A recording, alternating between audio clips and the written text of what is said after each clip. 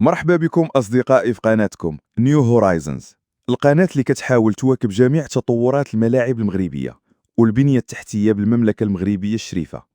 موضوعنا اليوم هو ما الفرق بين ملعب الكامب نو بإسبانيا وملعب مولاي عبد الله بالمغرب، وما هي آخر أشغال ومستجدات الملعبين. ولكن قبل البداية أصدقائي ما تنساوش بلا القناة محتاجة للدعم ديالكم بالاشتراك وعمل لايك، ولا عجبكم المحتوى ديال القناة يمكن لكم تفعلوا الجرس باش يوصلكم كل جديد ديال القناة.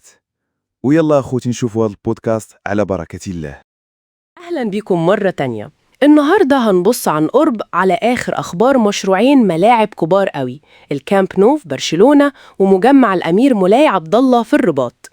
المصادر اللي معانا بتدينا لقطات كده من قلب الشغل، عايزين نفهم الدنيا ماشية ازاي في كل واحد يعني، وإيه أبرز حاجة بتحصل دلوقتي بناء على الكلام اللي وصل لنا. نبدأ ببرشلونة بالكامب نو. الأخبار بتقول إن في شغل إنشائي عنيف بيحصل. مش بس آخر دعامات السقف بتركب، لأ ده كمان خرسانات الأدوار اللي تحت والسلالم والحوائط. صح، والهيكل الأساسي شكله خلاص بيقفل، يعني حتى المنصة الأخيرة في الدور الثالث قربت تخلص خالص. بالظبط. واللي المصادر مركزة عليه قوي هو إن الشغل ماشي على كذا خط في نفس الوقت، مش بس الهيكل الخرساني، لأ ده فيه اهتمام كبير دلوقتي بالتشطيبات. يعني أماكن بتاعت كبار الشخصيات دي تقريباً بتجهز، أماكن الأسانسيرات برضو بتستعد للتركيبات الميكانيكية. يعني تفاصيل دقيقة جدا. طبعا، زي تركيب الدرابزين، حواجز الأمان، التجهيز عشان الألواح الزجاجية توصل وتتركب، حتى حتة قفل الفراغات جوه الممرات وطلاء الحديد عشان الحماية. شغل كتير قوي بيحصل مع بعضه. ده يخلينا نسأل عن الوقت. النقطة دي مهمة والمصادر اتكلمت عنها. كان في كلام إن الافتتاح ممكن يكون في الصيف الأول، أيوه، لكن دلوقتي الكلام كله على نص نوفمبر، غالبا يوم 14 أو 15. ده مرتبط بأول ماتش وكمان بداية دور المجموعات في دور الأبطال. يعني المصادر قالت ليه التغيير ده؟ هل ده طبيعي ولا في حاجة؟ بصراحة المصادر مش بتقول سبب التأجيل بشكل واضح، بس بتربط الميعاد الجديد ده يعني بالجدول بتاع الكرة الأوروبية، وده يخلينا نفكر إن الضغط مش بس عشان يخلصوا المبنى. عشان يكون جاهز للماتشات الكبيرة دي بكل تفاصيلها. بالظبط، بكل متطلبات السلامة والتشغيل الكامل.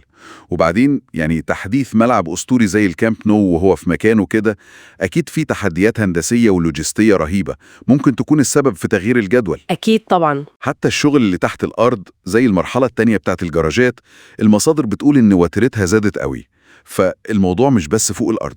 تمام، يعني الكامب نو ده قصة سباق مع الزمن جوه الملعب نفسه عشان يخلصوا الهيكل والتشطيبات المعقدة دي. طيب لو رحنا بقى للرباط واستاد مولاي عبد الله، المصادر هناك بتقول إيه؟ التركيز فين دلوقتي؟ في الرباط الوضع مختلف شوية. الواجهة الخارجية هي اللي واخدة الاهتمام كله دلوقتي. المصادر بتقول إننا بنشوف تقريبا آخر مراحل تغليف الواجهة دي.